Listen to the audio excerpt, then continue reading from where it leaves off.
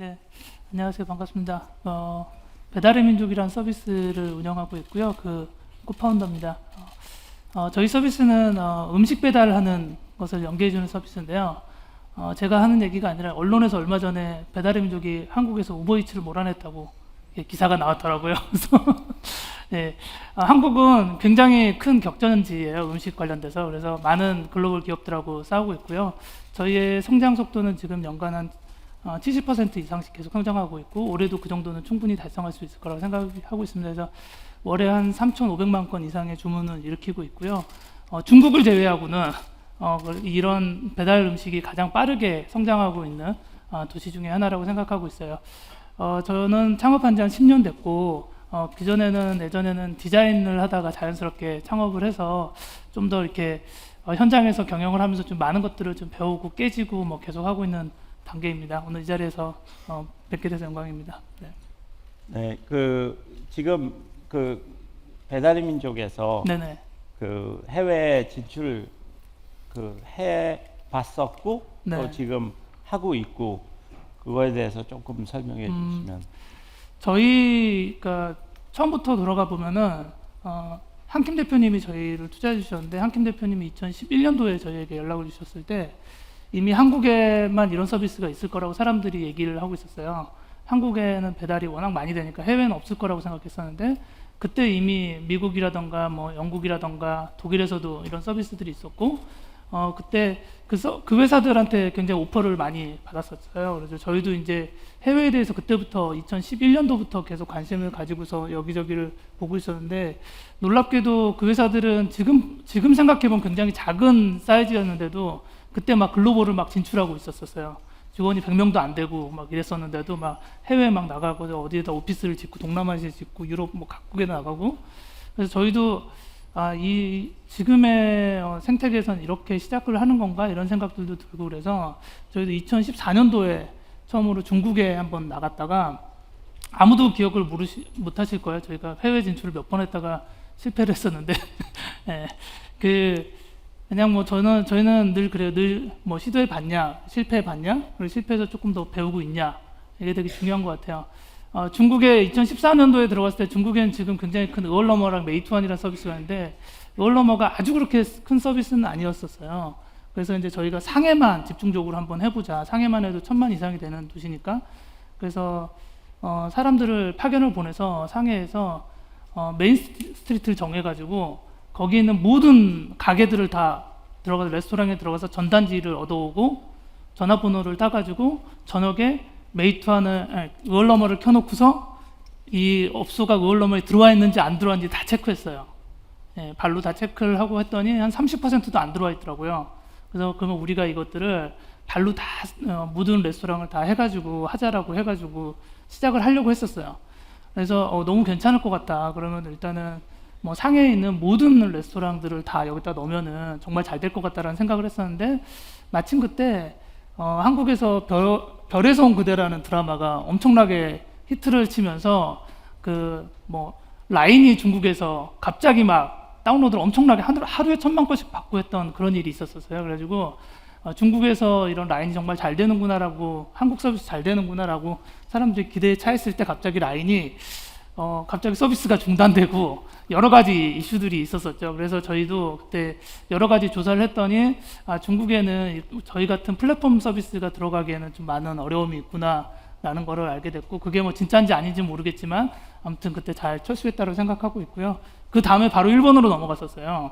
일본으로 넘어가서 그때 중국에서 그 경험을 가지고서 일본이랑 같이 조인트 벤처를 만들었었는데, 일단 중국에서는 저희가 아무리 열심히 준비하고 아무리 엣지 있게 만든다고 해도 외부 환경 요소에 의해서 사업도 실패할 수 있다는 걸 좀 배웠고요. 바로 또 일본에 넘어가지고 일본에서 뭐 라인이랑 조인트 벤처를 만들었는데 한 반반으로 만들었었어요. 근데 저희도 여러 가지를 준비를 하고 라인도 라인만의 생각이 있었지만, 라인이 그때 상장을 바로 준비하기 전이었고, 그래서 서로 이제 전략상 여러 가지 차이가 나서 그것 또한 1년을 못하고 접게 됐었어요. 그래서 그때 또 배웠던 거는 초기에서는 뭔가 이렇게 의사결정을 하는 강력한 체계가 있어야 되고 좀 밀어붙일 수 있는 그런 의사결정 체계가 있어야 되는 건가 싶었던 게 있었고요. 그 다음에 이제 계속 해외에 대해서는 뭐 대만도 갔다 와보고 여기저기 동남아시아 계속 다녀보면서 재작년부터 이제 베트남 쪽에 시장을 잡게 됐고, 베트남에 작년에 이제 1년 정도 준비를 해서 지금 한 4개월, 5개월 정도 런칭을 한 지 4개월, 5개월 됐고요. 베트남 호치민 쪽에서 1군 지역하고 3군 지역만 지금 시작을 했습니다. 최근에 2군 지역을 나갔고요.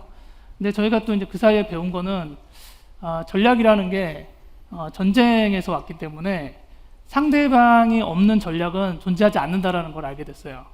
그래서 베트남은 이미 우리보다 훨씬 더 강자 있었고, 한국에선 저희가 뭐 아무리 잘한다고 해도 거기서는 처음 나타나는 사람들이었고, 베트남 분들이 저희를 알지도 않고 이미 글로벌에서 가장 큰 경쟁자인 그랩이라던가 고잭이 거기서 너무 잘하고 있었고, 그래서 저희가 약자로서 어떻게 이 시장에 들어갈 수 있을까에 대해서 연구를 했는데, 그때 이제 저희가 한 게 아주 작고 강하게 한 지역만 아니면 한 어떤 타겟만 집중적으로 공략하는 전략을 해서 지금은 1군하고 3군하고 2군만 진출을 했는데, 최근에 저희가 타겟하고 있는 보면은 저희 타겟 고객에게는 20%까지는 점유율이 좀 올라가고 있는 것 같아서 지금 베트남에서는 그렇게 사업을 하고 있는데, 또 모르죠. 이번 것도 또 실패할 수도 있지만 저희는 또 계속 해외에 대해서 관심을 가지고 있고 해외에 계속 좀 트라이를 해보려고 계속 노력을 하고 있습니다. 여러분들도 많이 좀 응원해 주시기 바랍니다. 그리고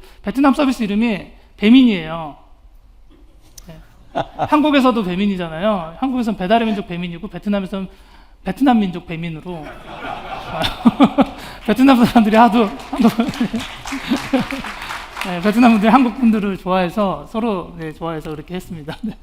이제 김봉진 대표님은 그 맨 처음에 중국은 어떻게 보면 약간 우리가 실험이었다고 치더라도 그 라인하고 JV 해갖고 일본에 갔을 때는 그 어땠어요? 그러니까 뭐 어쩌면은 반은 투자가들이 좀 푸시하는 경향도 없지 않아 있었지 않았나요?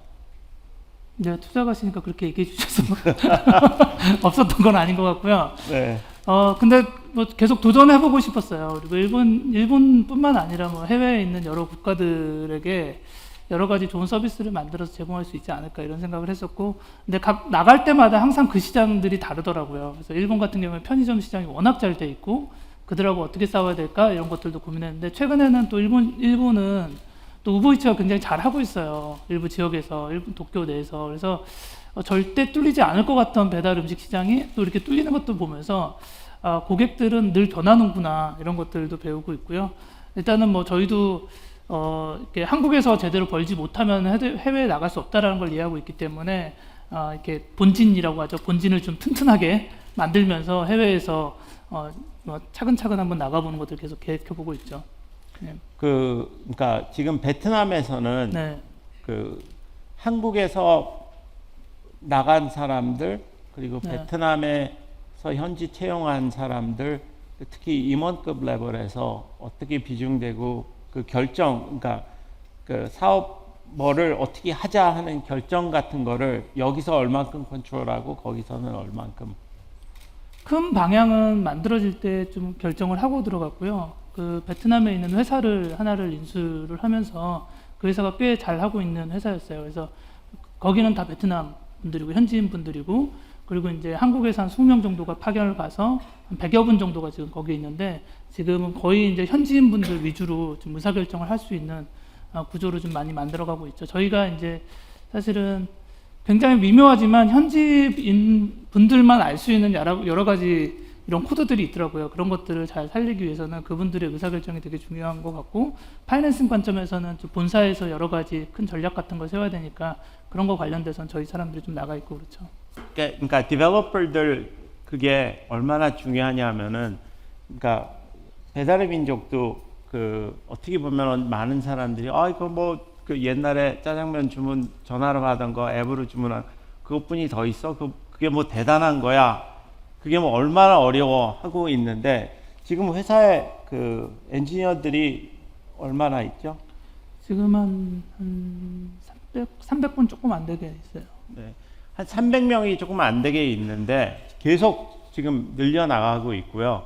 근데 이게 그 뭐냐 이렇게 보면은 어떻게 보면 기술을 굉장히 강조한 그 한국 회사 중에 하나가 쿠팡이에요. 그래갖고 쿠팡이 어떻게 보면은 미는 기술력 때문에 지금 뭐 신세계, 롯데 모든 그 우리나라 유통업체들이 난리나 있는데 그쪽도 기술자들이 굉장히 많은데 그쪽의 거래액이 지금 한 10조 정도 그 되는데 그 배민이 지금 한 7조 가까이 가고 있죠. 아니 넘었습니다.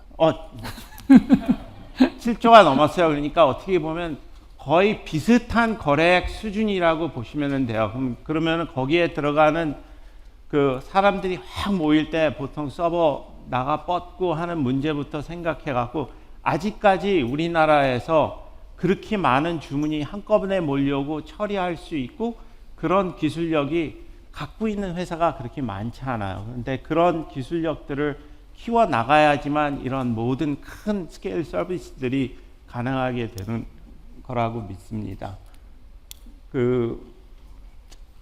또 질문이 있었는데, 네. 아, 네. 스케일업이 되면 일의 양과 범위가 많아지고 사람도 많아지고 복잡성이 증가될 텐데요. 네. 그렇게 되면은 창업 스타트업의 기업의 대표가 해야 될 역할이 처음과는 달라질 거라고 생각합니다. 그러니까 창업가가 어느 순간이 되면 전문 경영인으로 바뀌어야 될 수도 있고 그렇게 뭔가 기업의 리더가 바뀌어야 될 수도 있을 것 같은데 김봉진 대표님은 우한 형제들을 더 스케일업되고 100년 기업을 만들기 위해서 어떤 그러한 계획이 있으신지 그런 점이 궁금하고요. 또 나중에 연세가 많이 드시고 또 자제분이 계시다고 하면은 그 아이가 크고 나면은 한국의 기업 대표들은 대부분 네 제가 목소리가 크기 때문에 다 들으셨을 거라 생각합니다. 대부분 오너분들이 자제분들한테 기업을 승계하거든요. 그래서 저는 미국 기업과 달리 한국 기업에 어떤 100년 기업이 나오지 않는 부분들이 그런 점에도 있다고 생각되거든요. 그래서 대표님께서는 혹시라도 부는 승계하는 것은 상관없을 것 같습니다. 혹시 업을 승계하실 그럴 계획도 있으신지 그런 점에 대해서 여쭙고 싶습니다.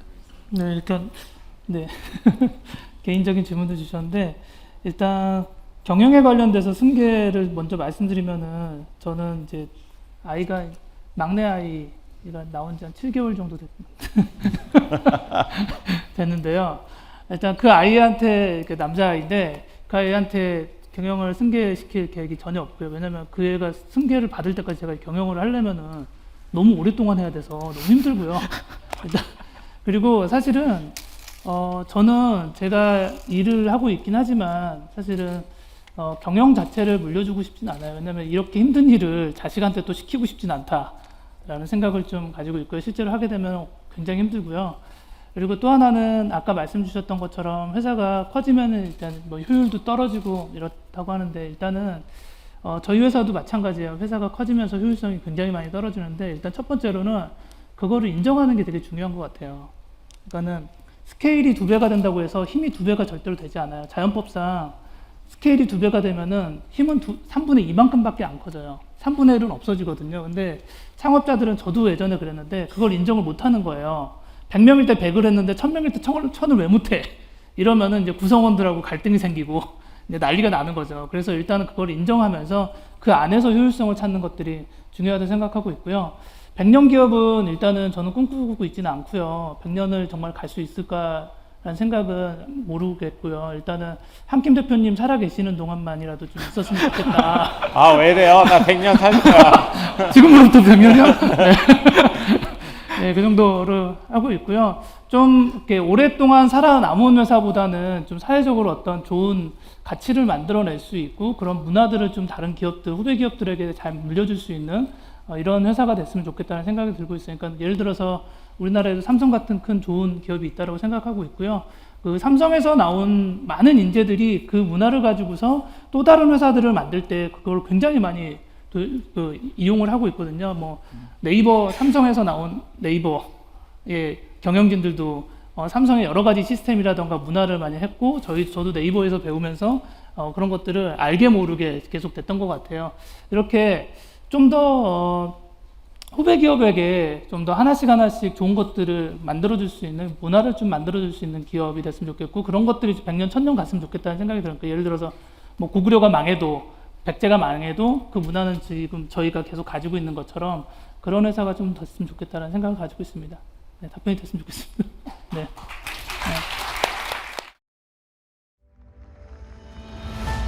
The World Knowledge Forum